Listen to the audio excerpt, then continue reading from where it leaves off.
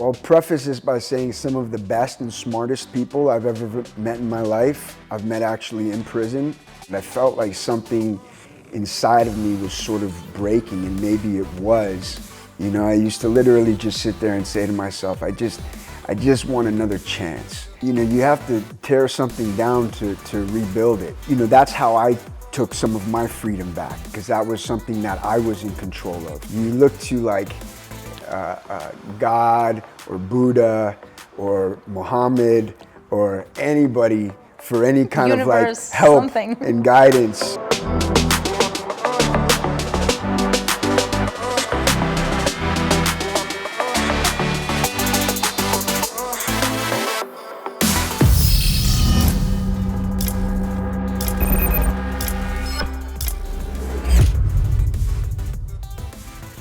It must be. Yeah. You know, There's a guy. There is. He made an impression. 100%. Well, welcome to Enigma of Success. We have Cameron Douglas with us today. We'll talk about success, but not necessarily about financial success or career achievements, that too, but we'll also sort of look behind the scenes, the DNA of success. What separates two people that perhaps are doing the same thing, but one is successful and one is not?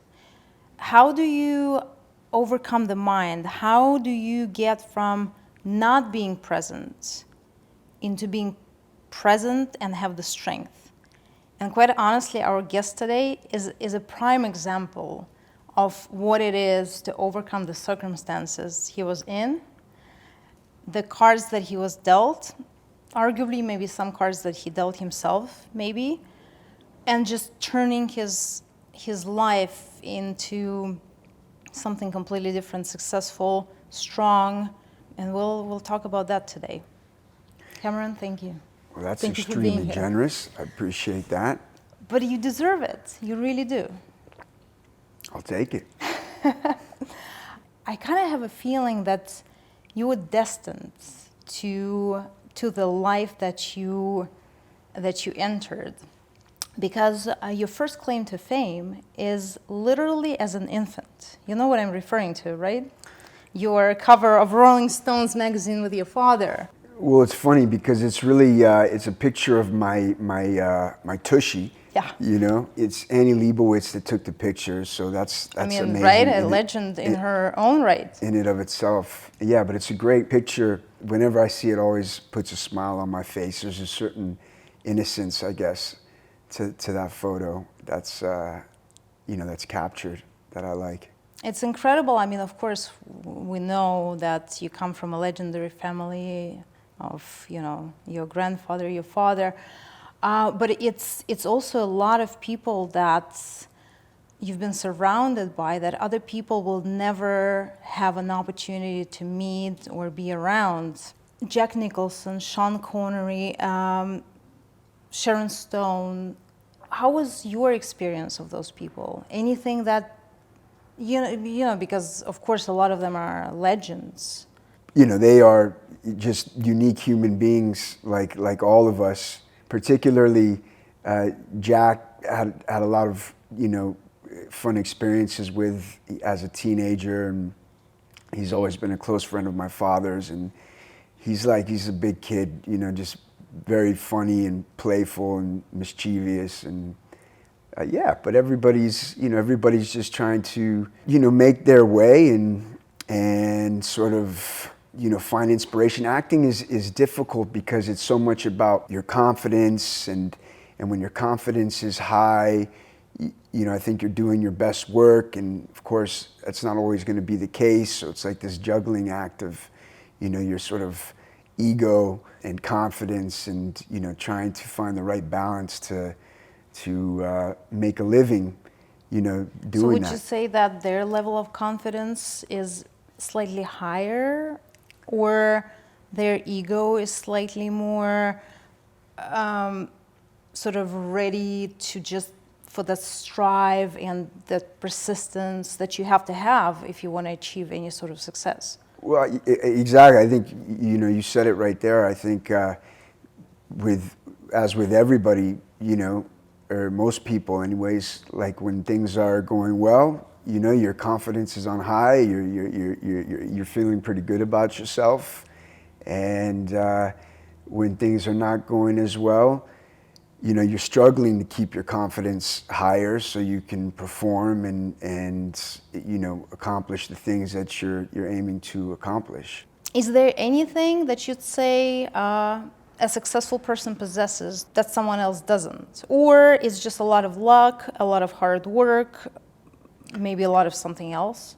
All of those things that you mentioned go into it, but I've always been brought up sort of with the advice that I think is, rings true to me, which is success is 90% hard work and 10% talent. And I think that you can apply that to almost anything. So I think, with people whose careers have them, in the public eye, maybe it doesn't come across that way, but as somebody, that has grown up around it my whole life, I can 100% say that, without the work ethic, it doesn't matter how much talent you have. It's just, it'll be a flash in the pan if you're lucky. But to have that, continued success is just doing the work, having the discipline and doing the hard work. And I think your talent grows with that. You also talk about how in your life you had a lot of advantages being in the family that you were. You say that being a Douglas, of course, has a lot of advantages. First, what kind of advantages are they for people, let's say, not so much familiar with entertainment industry? What you said it's door opening. Yes, getting 100% will open the door, but in the end of the day, I think you have to produce. It's in life, and certainly in the entertainment industry, at a certain extent, nobody's going to be doing anybody any favors, other than maybe the initial opportunity to meet with people and things like that. But I think what I was referring to really with advantages are sort of like just the basic needs. Perks? Well, just the basic needs, right? Like I was always clothed, I was always loved, I always had food to eat, I was fairly well educated. And so I think those are more of the advantages that I was talking about. Because again, in terms of having a door open for you, or maybe having getting a meeting that might be easier to get based on who I'm related to, that's great, but that will again only take you so far. And in your personal experience, a lot of people say that, well, of course, someone that comes from privilege, they have so many advantages. Mm-hmm. But I honestly think that it's almost, in a way, the opposite. Because let's say, being a son of Elon Musk, how do you surpass your father? Is it something that's sitting heavy in your experience, or it wasn't so much like that for you? It's not something that weighs heavily on me, but I think, like, when you say compare, I think that's natural, and I think that's sort of motivating when you respect someone, or when you're in the same, particularly when you're in the same line of work. It's sort of like, it's a bar, it's natural to compare yourself, with people that you admire. And I think it's motivating and inspiring. Because it's interesting, because when I was reading your book, Mm-hmm.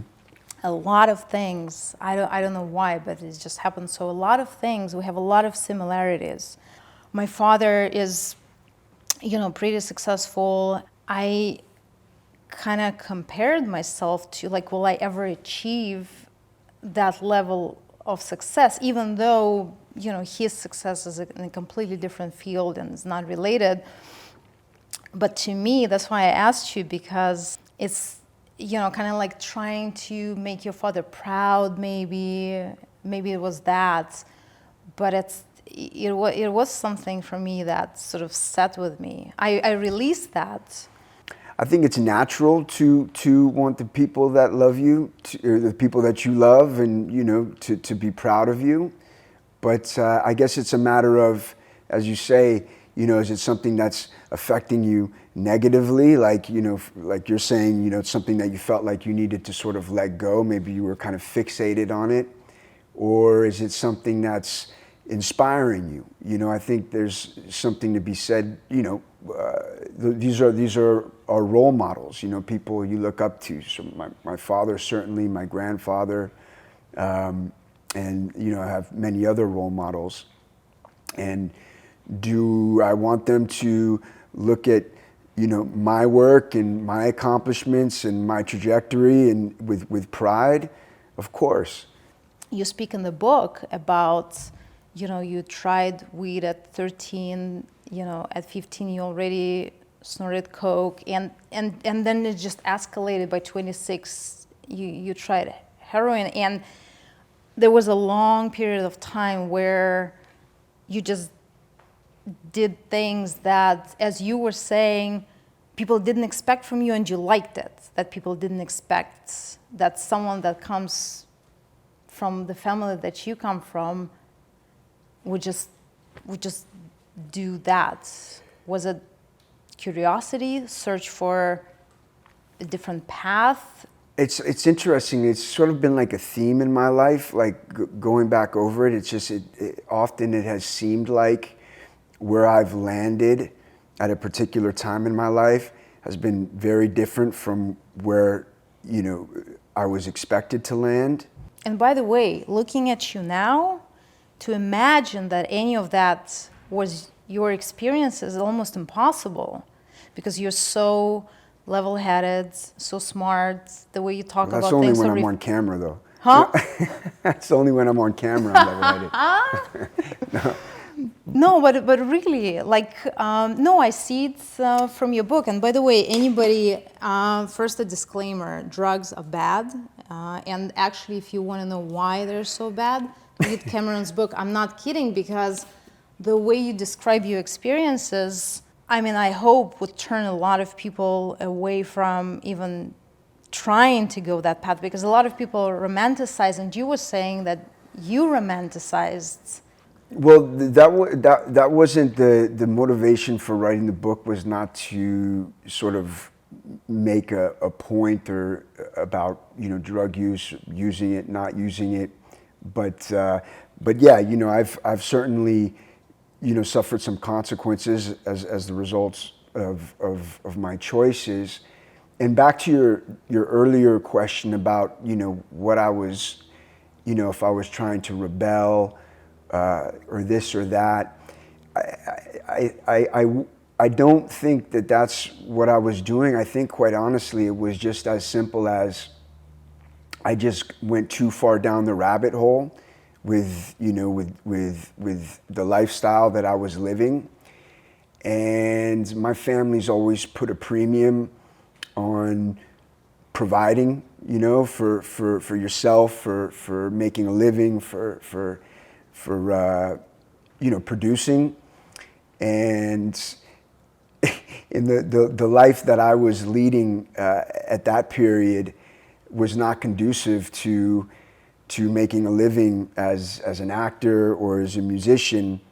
Not to say that you can't have a little bit of fun, in life, but the sort of life that I was leading, really the only way that I could figure out how to provide for myself and make a living was doing what ended up getting me tossed in prison for a decade. Which at some point was it was a pretty successful business. Not the business that would recommend to anybody. It was fast, and it was short-lived, certainly not sustainable, I think, almost in every circumstance. But for me, quite honestly,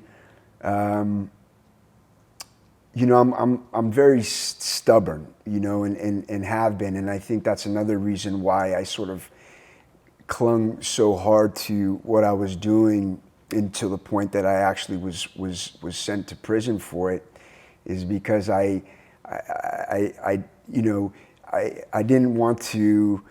I just had my pride, and so I wrote it all the way. But and again, maybe you reflect on it differently now, but it almost seems to me that that whole addiction, can we call it that, 100%. Right? It was much easier to overcome the physical because you've done it several times, and not only in prison but even before, I believe, right? Mm-hmm. You've actually fought the withdrawals and all that. So was it the psychological, or what was, because you're very strong and you're very sort of reflective of your life.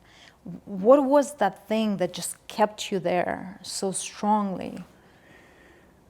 I think it was a lifestyle and quite frankly a certain level of laziness. But you talk about where you paranoid in the closets for days, or you get a fix, but only 3 days later you actually start feeling good. Yeah. It's almost like a torture instead of sort of like a lazy habit. It's it's a lot of time. I think I wouldn't say wasted, because in retrospect, I can draw from those experiences that I've had, even though, like we were talking earlier, sometimes it seems like a different life or a different person, but it wasn't.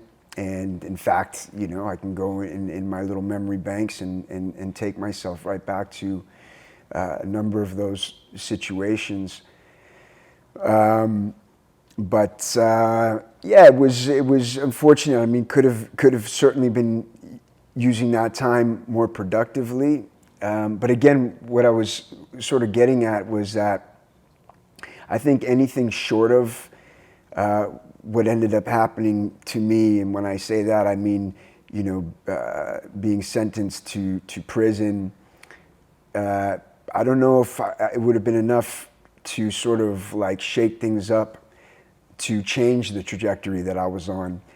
And unfortunately, I still have old friends that are kind of, traveling down that road, and I see, where they're at physically and mentally and emotionally, and I could be right there with them, so my short-term goal is to get to a place where I can look back on a lot of these experiences and truly feel grateful for having had them. And I really believe that I'm getting closer to that every day. And then that's the idea, right? We, after all, any of us are the sum of our experiences. I mean, that's all we are, so we try to take those experiences and allow them to make us better. Well, 100%. I mean, your life experiences are almost like, I cannot imagine even many actors living through that many roles. And prison, and we'll talk about it more, is it feels like it has changed you so profoundly, almost like that was the stopper for the previous life and an opening for a new life. Yeah, that was sort of like, I'd say coming home was the end of the first chapter of my life, and it really was sort of like re-beginning in a lot of ways. I spent 29 years of my life learning how I like to express myself, what I like to do, and what have you.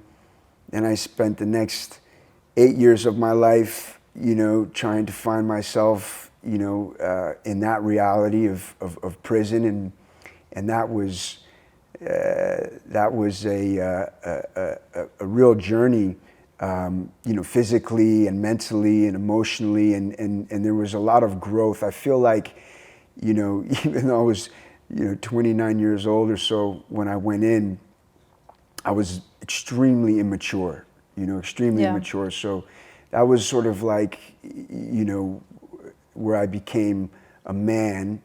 And then I came home, and it was very awkward because I certainly wasn't the same person I was, when I went in. It's a different environment than the last 8 years that I had spent. And the way you interact with people, the way you deal with feelings and emotions and all this kind of stuff. So the way I dressed, I was just kind of like in this, in this awkward stage, but it was also very gratifying and inspiring because I used to say to myself, all I want is another chance. I used to literally just sit there and say to myself, I just want another chance. And I felt like that I was offered that opportunity, and sort of, and that's, what I'm in the process of building today. Things are coming together for me, and life seems to be on the trajectory that maybe I wish it was 25 years ago or 20 years ago or something like that. But if you could erase it, would you erase it?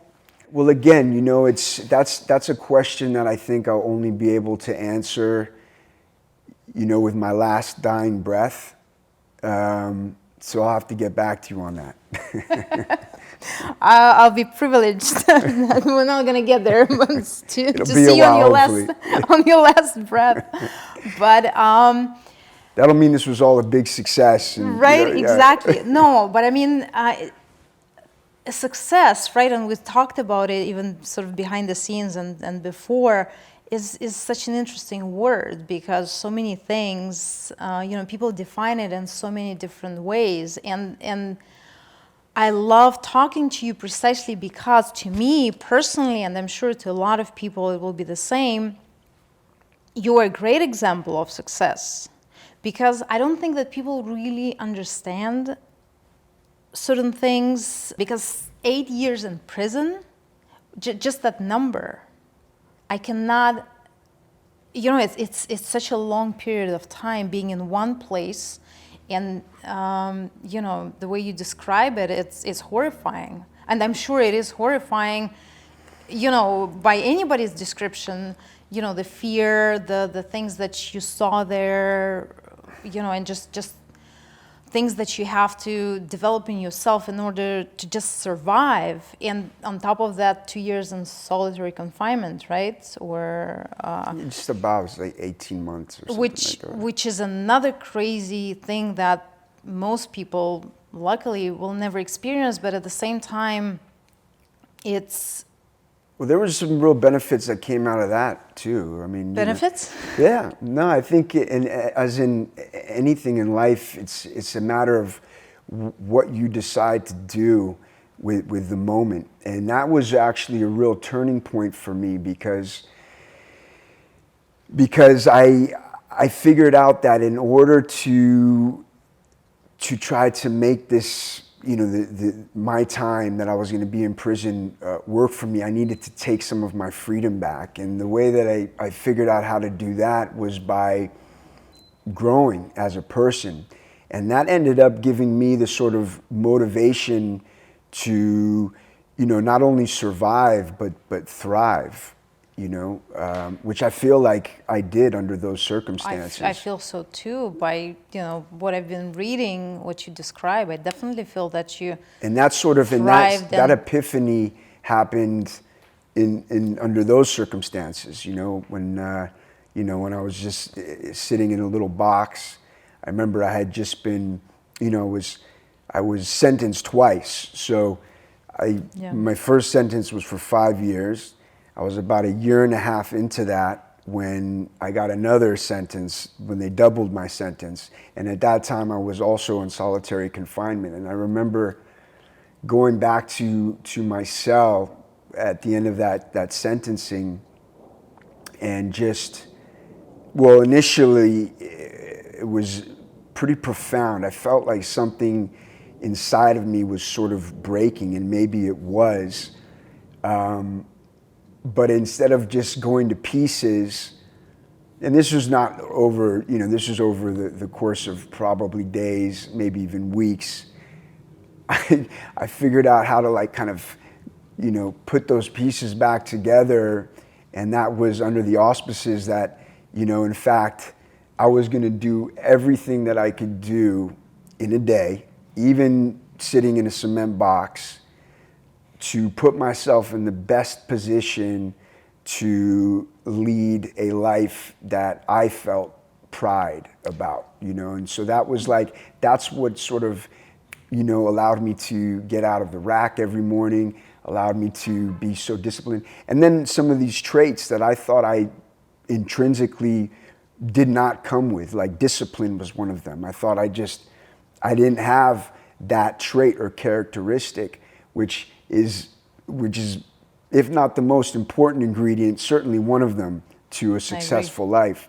But I was able to, over the years, not only realize that in fact I did have some of these traits and characteristics, but I had them in spades. I just had to give myself the chance to exercise them, and that's what every day, every moment was for me while I was away. It was really an exercise.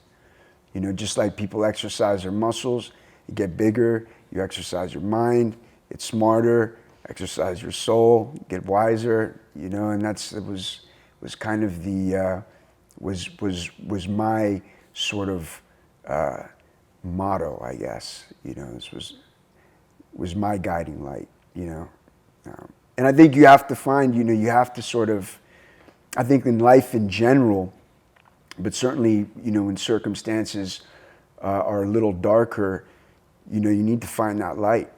Hey guys, I'm here with Cameron Douglas. We're about to roast a batch. I met Cameron at one of our Enigma coffee locations, right? How long have we known each other for? I want to say at least 3 years. Yeah? Maybe 4. Yeah, what's your favorite drink? The Sam. The Sam. Ice, oat, salted vanilla latte. Cool. Gonna have Cameron roast those beans for you, and then maybe the lucky one will win the bag, right? The lucky one will win my roasted beans. That sounds promising. It could be. For sure. Cool. All right. So we're almost ready. Let's load the beans into the hopper. All right. Beans in the hopper. Perfect.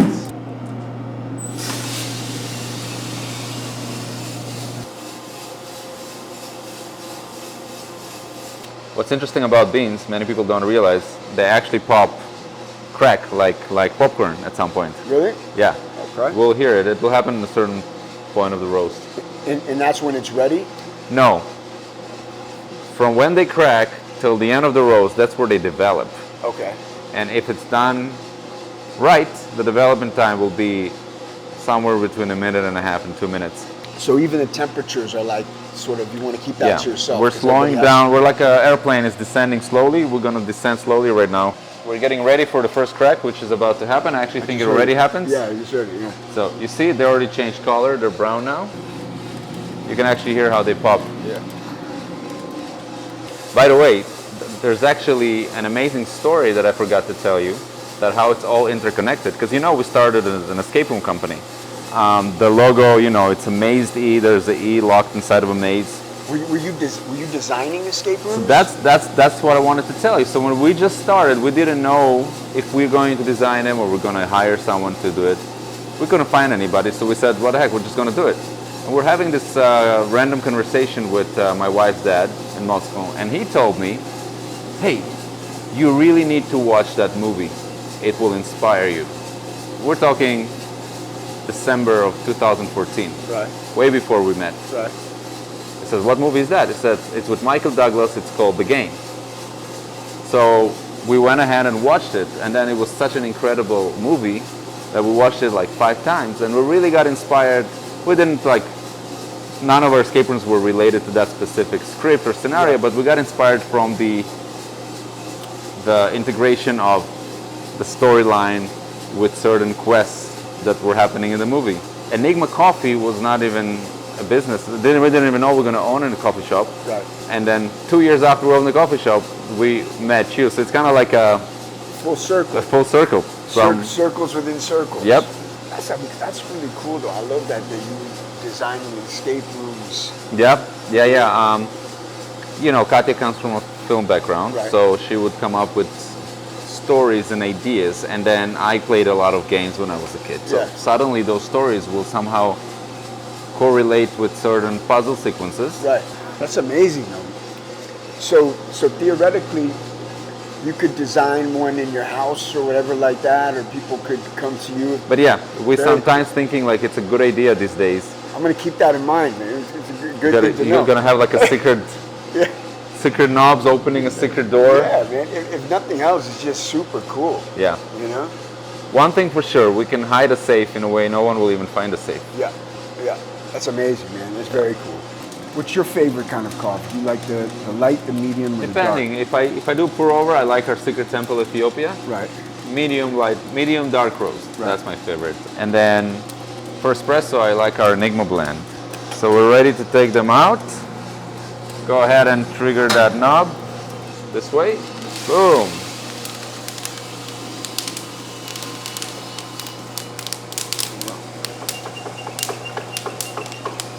Perfect. So now they're cooling. This is almost meditative. Very meditative. You know, you could watch this and get into your thoughts.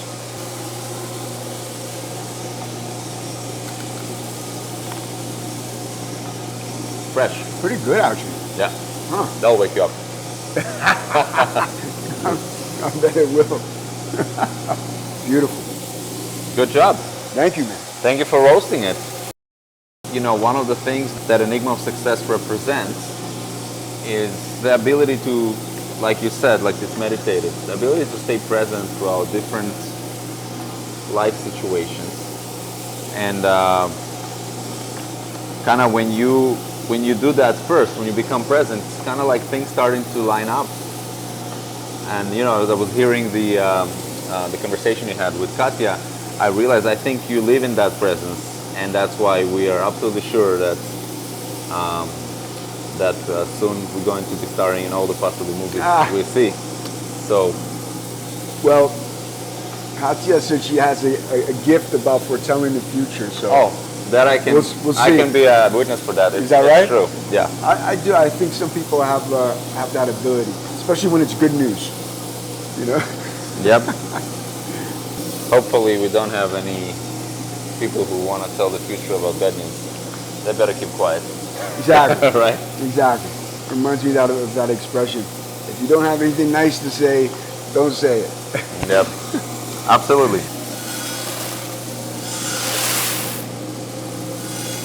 Jackpot. Usually when people talk about spiritual awakening or just your spiritual progress, they say when you're ready, the teacher comes. You don't have to search. And you've described your loss of liberty as being that teacher for you. When did that change happen? Do you recall like a certain moment when you were there that it just clicked? You know, the change continues to happen. You know, so it's been a process, but I think like the moment where I really, so when I was talking to you earlier, I just received my second sentence, and I got back to my cell, and I remember thinking to myself, like there's two paths that I can take at this point, you know. One path, you know, may never see me come home from this place, you know, and the other path, if I really buy into it, is going to allow me to realize the life that I envisioned for myself in my wildest dreams at that point. And so I chose the latter. I chose to take, the path that has sort of put me in this chair with you today, and continues to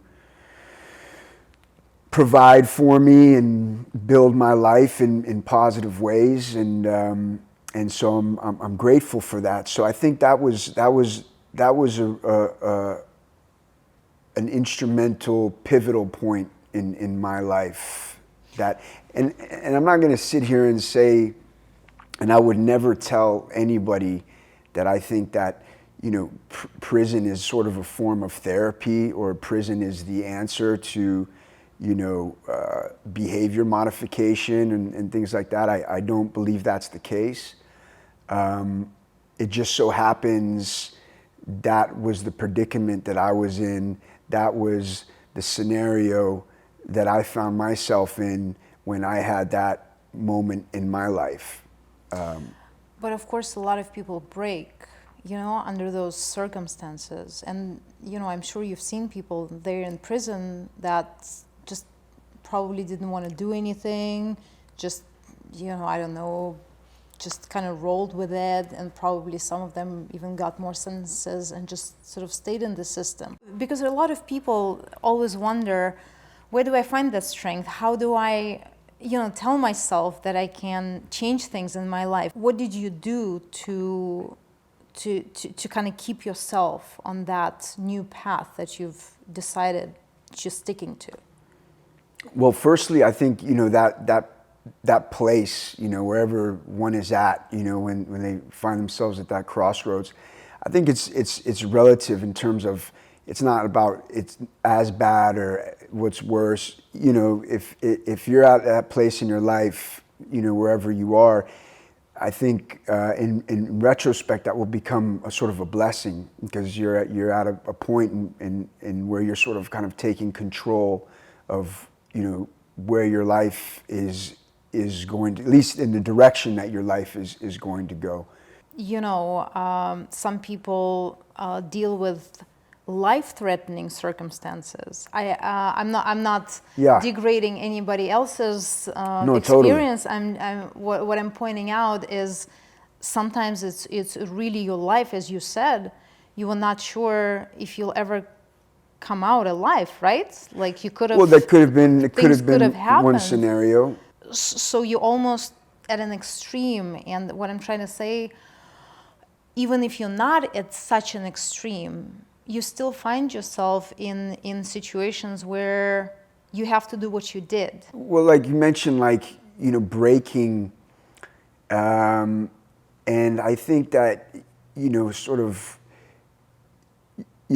breaking or having a sort of inner breakdown or something, feeling like it's going to pieces, is really sort of can be the beginning. You have to tear something down to rebuild it. So I think if somebody's at a point in their life where they're feeling that happen, yes, of course, it's extremely scary, but at the same time, and although it may be hard to realize at the moment, it's also really an opportunity to rebuild, to rebuild and whatever comes with that. So I think that's almost just a part of the process. And how do you not give up on your life? Because sometimes it feels, oh my God, I've made so many mistakes. How do I redeem myself? It's just my path. That's what laid out for me. Sometimes one has those thoughts. Yeah, of course. And how you pull yourself from that and say, look, yes, that's what happened to me, but it's not going to define me later. It's not going to define me from this point on. I'm changing this. I just chose to have some faith in myself, and I chose to take back some control, of my life. And it started with, exercising certain traits and characteristics, discipline being one of them, as we were talking about. And and just working on myself, and trying to understand myself better at first, and then with that understanding, build on myself. You talk about it. It just stuck with me when I was reading. You said that I was running hundreds of miles in one place, looking in a mirror or in some reflection, something in that cell, right? I'm assuming. Yeah. But being in that closed space with pretty much for several years nothing to look forward to, right? I mean, if you know that that's the amount of time you still have left, how do you get up every morning and say, I'm gonna run whichever number of miles that you decided to run that day? Well, that was it. I mean, the way that I was able to, I guess, not go into a depression and get myself out of the rack every morning was as simple as, the idea of utilizing everything that I was confronted with in that day as an exercise to grow as a person, and then also setting up a sort of curriculum for myself to, educate myself, read about things, do a lot of writing, and that was, that's how I took some of my freedom back, because that was something that I was in control of.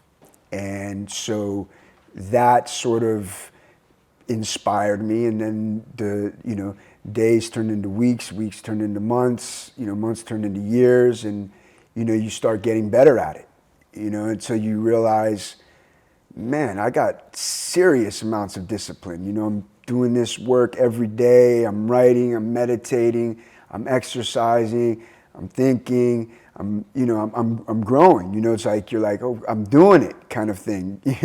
And for me, I could honestly sit here and have this conversation with you and tell you that I feel that I accomplished that goal, which was obviously important in navigating my way on this side of the fence, so to speak. And here we are. What would you say was the hardest thing adjusting from that to the, what we call a normal life outside of prison? Like I said, it was just trying to find out how exactly I fit in to this new life, really, and from everything from how I like to dress, to music, what music I like to listen to all that kind of stuff. Who I sort of was drawn to, it was interesting because I was 37, but I almost felt like it was going through the awkward puberty stages. It was like, wait a second, what do I like? How do I express myself? Who do I like? And so that was. It sounds funny in retrospect, and smile about it and laugh about it, but it took about, I'd say, solid 2 years to really kind of find that person, and then move forward with sort of a little more confidence, just finding myself again in this element. And I'm assuming, of course, we'll laugh a little about the way you'd want to dress, because of course you're so wearing prison uniform. You see pictures of, and I've always been into fashion. I think dressing is a way of expressing yourself, and how you're feeling affects what kind of clothes you put on or whatever. But it was really funny in retrospect. As I said, there's some pictures of me,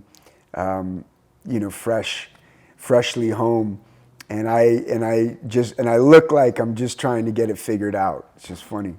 But you had your tattoos on point, because I think, by the time you got out, that was super in fashion, right? Yeah, it was. It makes things a little more difficult as an actor, to be perfectly honest. But the good news is that these days with the technology and the CGI, they can really remove any of them. But they have to really want you in that role because it costs a little more money and takes more time. I've actually had some tattoos removed, which is not all that much fun. So. Because of the things they represented, or just because you wanted to cover, to have clear skin in that specific place? Both. Yeah, they didn't hold any value to me anymore. The meaning was lost, and they were ugly. I kept eyesores. And so. Yeah. You got some when you were in prison, right? Almost all of them. In fact, the ugliest tattoos I have, I got before I went to prison, out on the street, but almost all of them.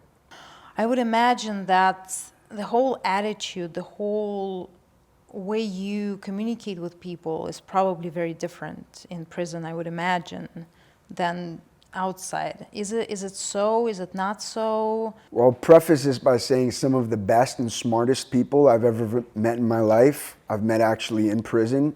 Of course, there's some unsavory characters as well. There's a different way of sort of dealing with things, but the common code of ethics is the same. I think every man aspires to be a gentleman. Whether you're in prison or whether you're out on the street or whatever, you want to be, a decent human being. You want to be a man of your word. I feel like in a prison environment, you're almost held to that a little more because of the consequences of not being a man of your word and not being, sort of stand up would be the expression.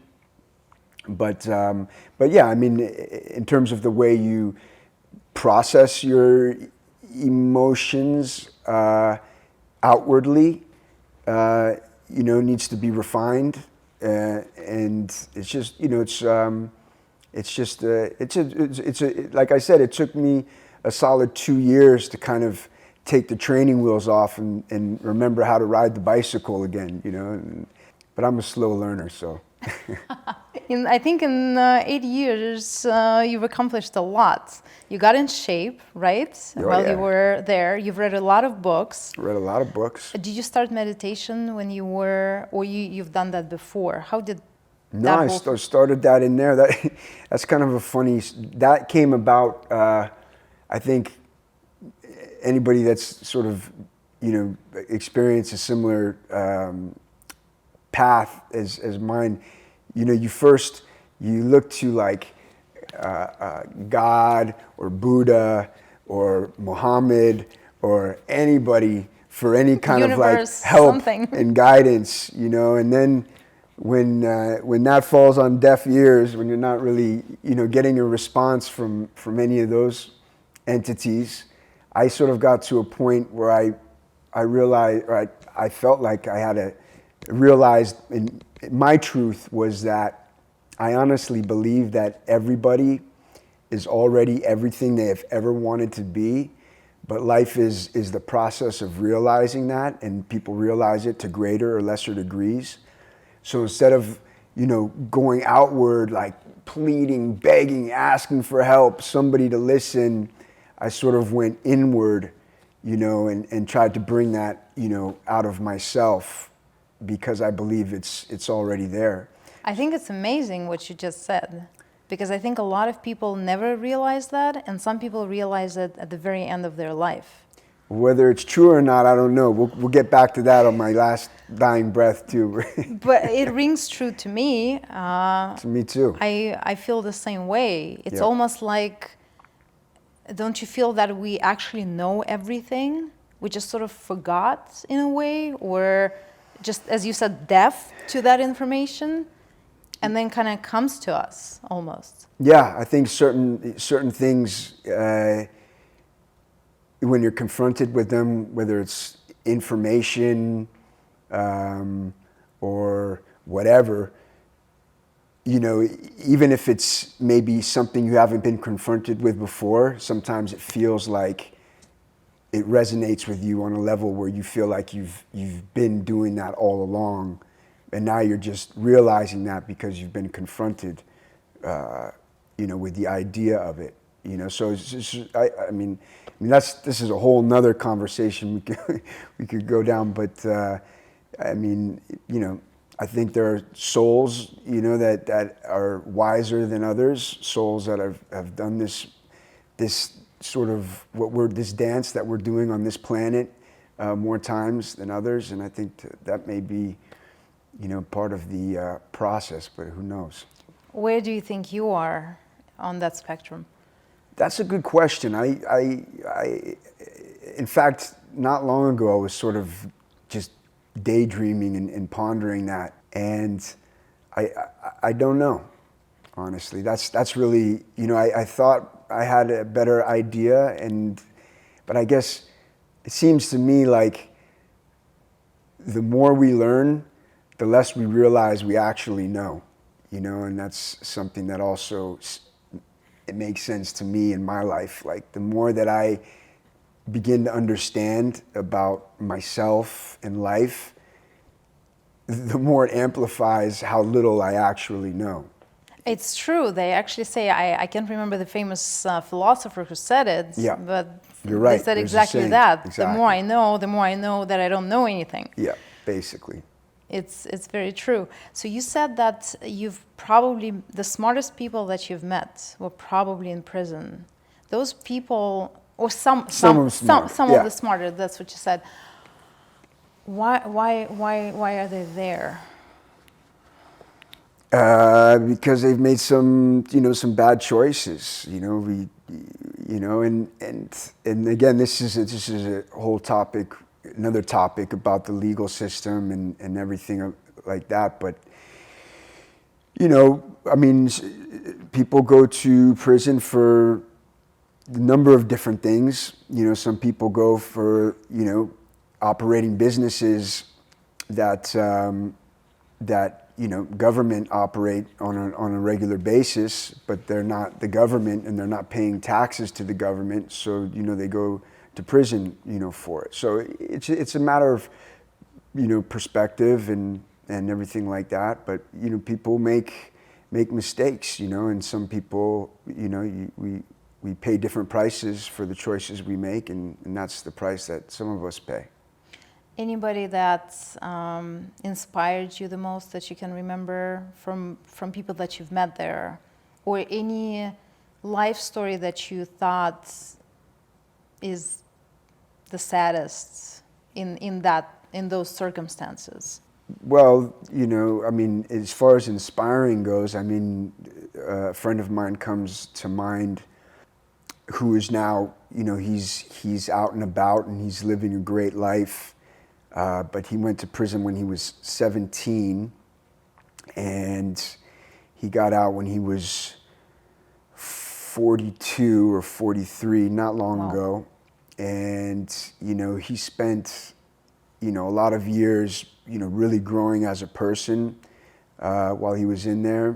And you know, he's finally, you know, had his liberty, you know, reinstated. And he's living a great life, doing great things. And there's a lot of stories like that. You know, life is a series of choices, and we live in the results. You know, we live and those are the circumstances that we find ourselves in. So I guess the cliche saying is, where there's a will, there's a way. But this kid that I'm referring to right now, you know, by all means, you know, probably was not likely that he was ever gonna, you know, live out in the real world again, but he found a way, and he's doing great. So That's amazing. as far as sad stories, I mean, you know, there's plenty of those too.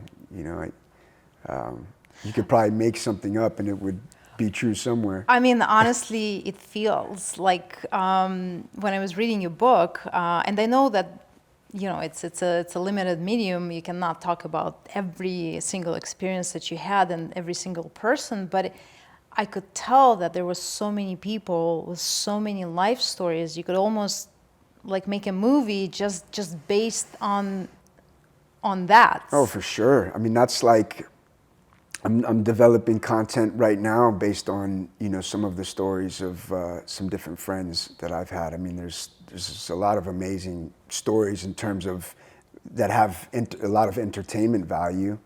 And as an actor, also, having that sort of depth of experience emotionally and physically is also extremely helpful. And that I knew that would be the case, even before sort of coming home, because it's funny, one of the reasons why I love acting and that art form is because for me personally, in my everyday, day-to-day existence and interaction with people, I feel like I'm constantly acting. And when I'm playing a role or a character, I feel like I can be totally honest. So it's just kind of interesting juxtaposition, but that's one of the things that for me, I find really pretty incredible and also very comforting about the art form. I think the greatest actors often talk about that. Really? That Well, that's a good sign then. It, I'm onto something. it absolutely is. As I told you before, you have a great future ahead of you. Mark my words. It's documented. Everybody is documented. So, yes, I'm a great predictor. That's my crystal ball right there. Excellent. No, but I really think that. But in terms of how you've evolved, and it's interesting to say because a lot of actors evolve by acting more, but it seems to me that from where you started, and even the great movie that you did with your dad and your grandfather, It Runs in the Family. Well, let's be honest, it wasn't a great movie, but it was a great experience. It was a great experience for Yeah, you, and you right. actually got some good reviews. Yeah, no. Of your acting. I mean, in that regard, for your work, but it seems like you're in a completely different playing field right now. Well, I hope so, because I've paid a high price for it, but yeah, certainly. I mean, my whole outlook, is completely different. And this was, back to where we started the conversation.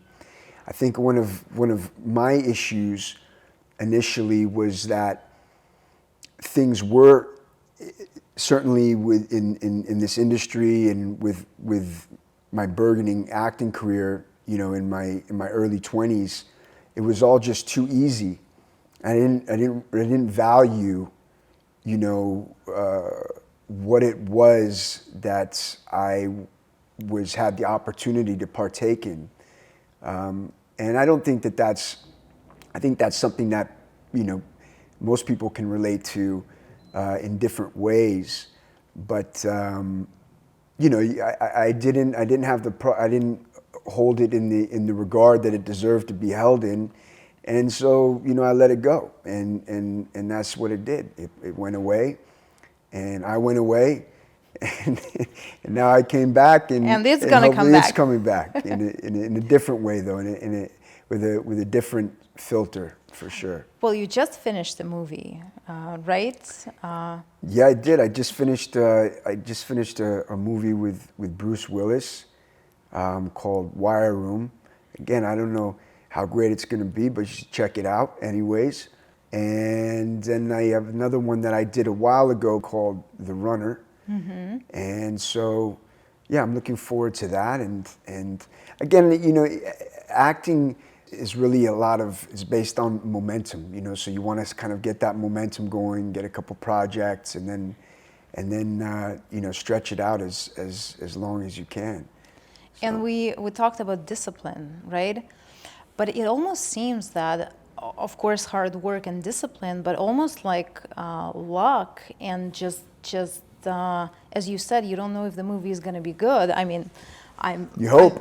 You hope, Yeah. and you know, but how much That was the intention. right? You know. But how much luck plays into that? Because there's so many things that you can do, but then it's kind of out of your control when it comes to acting. Of course, you know, you want the movie to be amazing. You want the material to be amazing. You want all those pieces to be, you know, in place.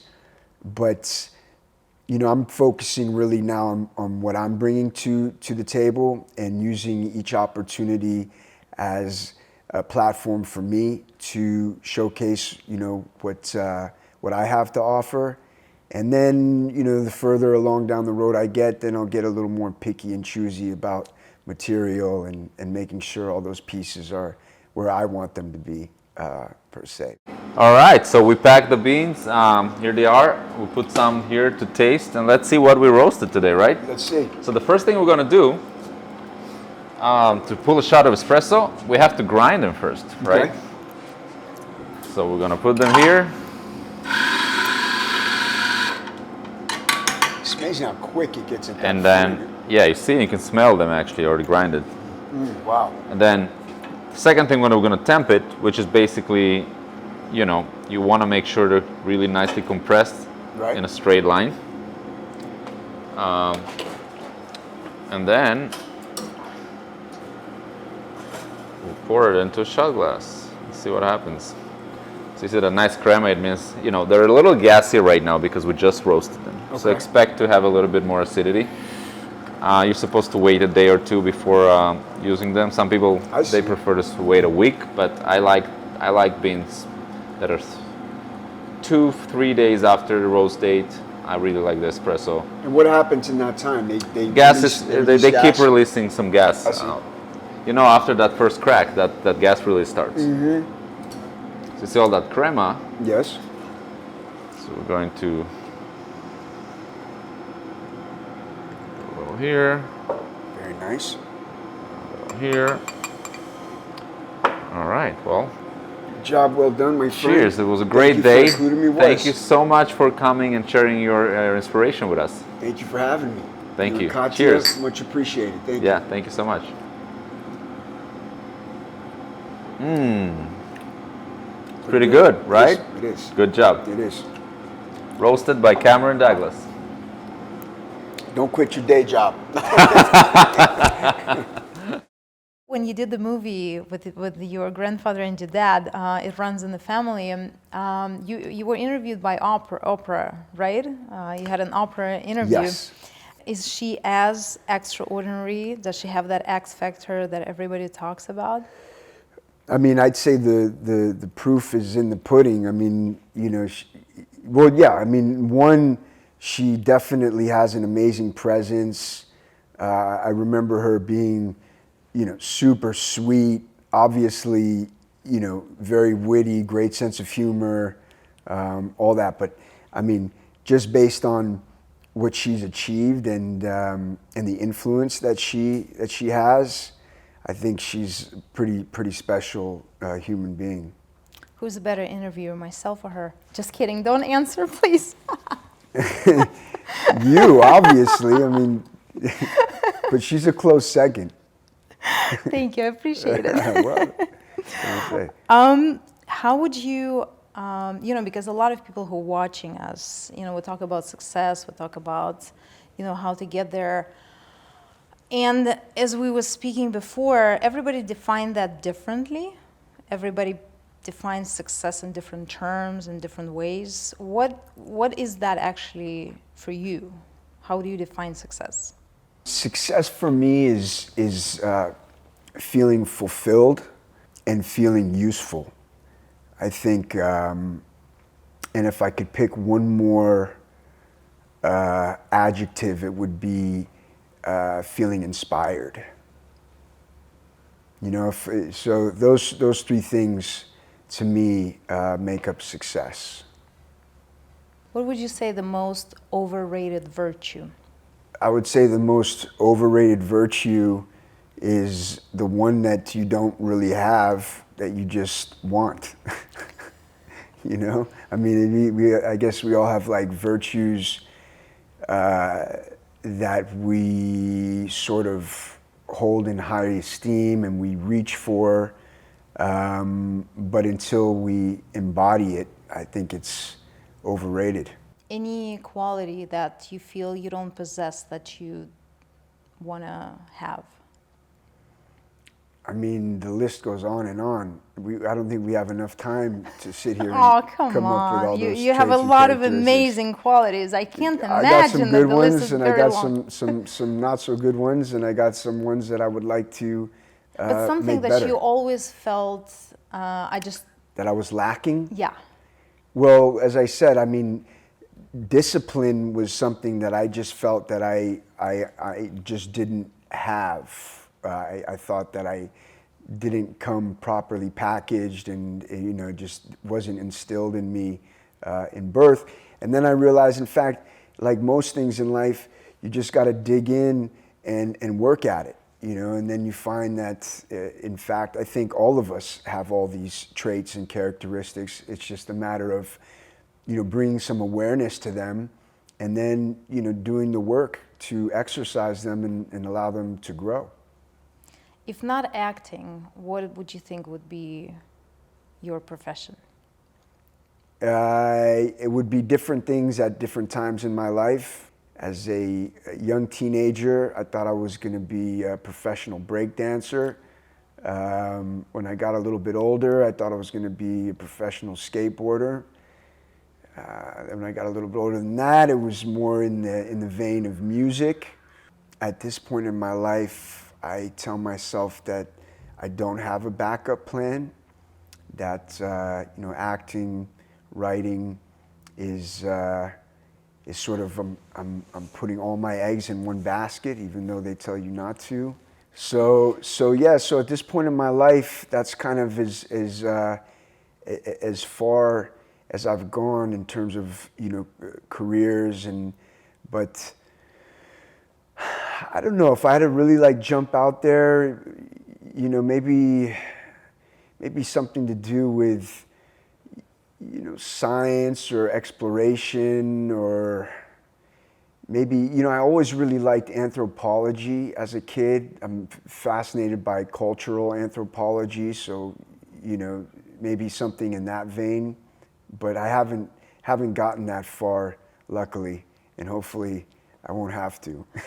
But you are really an explorer.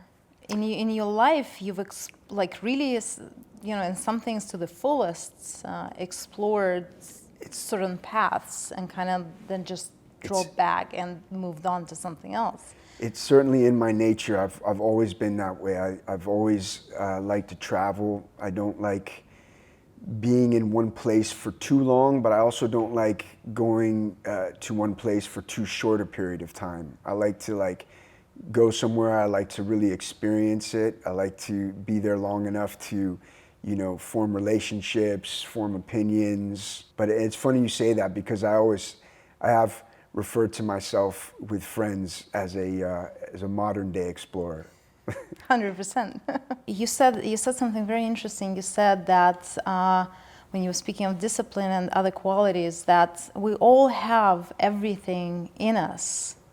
We just perhaps sometimes don't take it out or don't find where it lies, right? Mm-hmm. How one overcomes those, what seems to be just mind limitations, your mind telling you that you can't, you don't have that, you don't possess that quality, because a lot of people, they stop and just don't achieve things because they tell themselves, oh, I don't have this quality, I don't have enough money, or something else, I don't have enough talent. Mm-hmm. How do you overcome yourself? If I had the answer to that, I'd be a much more important person than I am at this point in my life. How do you define important? I define importance in terms of one's usefulness. I guess. So if I had the answer to that, I'd be an extremely useful person. But I think, honestly, I think as cliche as it sounds, faith plays, real faith, not just like the faith that one has, when they're in a good mood and things are going well, but the kind of faith that you need to have to kind of keep you putting one foot in front of the other when it's not something you want to do, to just kind of keep moving, keep pushing forward. It's about, one's beliefs. That just happens to be a belief that resonates with me. And the reason why it resonates with me is because I've seen it played out in my life already. There was things that I sort of, wanted to become or wanted to look like as a young man. And then, after traveling down the road and looking back, I'm like, wow, I turned into all those things that I thought I wanted to be. And so that was sort of like the impetus for that idea, which is that I'm already everything that I've ever wanted to be. It's just this life is the process of me realizing these things. And I think if I'm that way, everybody must be that way, if that in fact is the case. And then I guess, how much we realize of that is based on how the choices we make in life. Do you compare yourself to others? Like, do you look at others and say, oh, I've done this, but someone else has done that, and therefore I'm lacking? Or you've never had that problem, which I think is a problem because it always, shoots us in the foot. It's a problem for me, and I absolutely do, and I try to be more aware of it and more conscious of it, because, as you say, I don't think it's really helpful. Other than that, it can be inspiring, but I think that's sort of what it's useful for. If it becomes anything other than inspiring, it's not helpful. Speaking of inspiring, you've said that in interviews, in your book, that your dad is a great inspiration for you. What would you say Michael Douglas's X factor is? Well, he's smart, but more than that, he's very loyal. He's a man of his word. Any one of his friends will all say how reliable he is, and so I think those are some of his X factors. Those they don't seem like really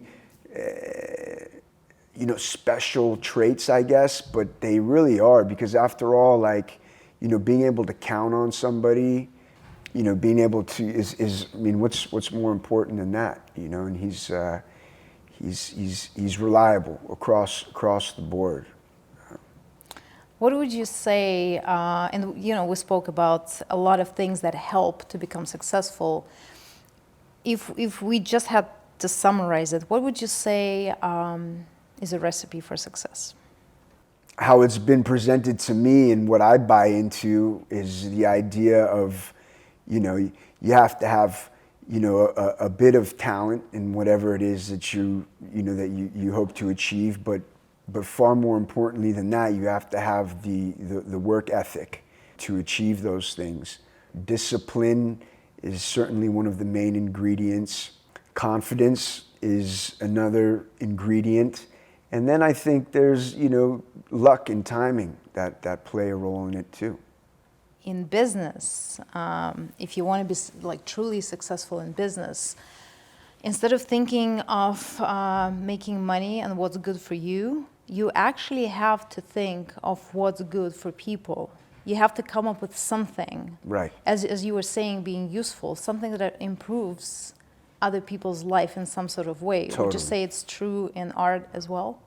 100%. I think There are a lot of people that just want to be famous, or, like the idea of being a celebrity, but that's unfortunately, I don't think, enough of a motivating factor to actually, reach, whatever level of success you're envisioning. A lot of people, they see lifestyles, that come from success and they look enticing, but in most cases, at least the ones that are actually enticing, there's been years and years of hard work and struggle. And which ones would you say are actually enticing? I would say the ones where the success and what you've achieved is valued properly. What do you think is the purpose of life? I think we all have different roles to play. I think that if we let go and, allow life to take its course and we put our best foot forward, then, we'll find the right path and maybe fulfill our role. I don't know. I guess it's a very existential question, but maybe until our purpose is fulfilled, we'll do this over and over again, and then maybe once it's fulfilled, we'll go on to the next playing field, whatever that looks like. I agree. What is happiness for you? Happiness for me is contentment, and contentment means to be comfortable in my own skin and seeing my loved ones healthy, and knowing that I've done and am doing the very best that I'm capable of. I think that probably sums it up. I mean, of course, if we could somehow figure out how to achieve world peace and, treat our environment properly and make sure that nobody goes to sleep hungry at night, that would certainly be amazing. It's it's something that most people don't think about, right? Because everybody is kind of thinking just about their own thing, and those things are overlooked. Which I think is one of the responsibilities that come with real success. I think that once you've reached a certain level of success, you're obligated to give back, and I think there are a lot of people that realize that and do that, and maybe some that could do that a little more, but it's certainly one of the things that inspires me to find levels of success is the fact that it gives me a louder voice to be more helpful, more useful. Thank you, Cameron. Thank you. Thank you very much. All right, you guys. So we had an amazing day today, right? Pretty incredible. I think awesome insights. And since Cameron roasted his first batch of coffee, which is a great new achievement. This is a great new achievement. It tasted fantastic, so awesome. I'm on to something. I agree. You're a good A little team. bit of help. You might get a call tomorrow to help me. I might need assistance here. I might need a call. So I think a lucky viewer should get a cup of, a bag of coffee signed by Cameron. So Absolutely. Shall we? We shall. All right.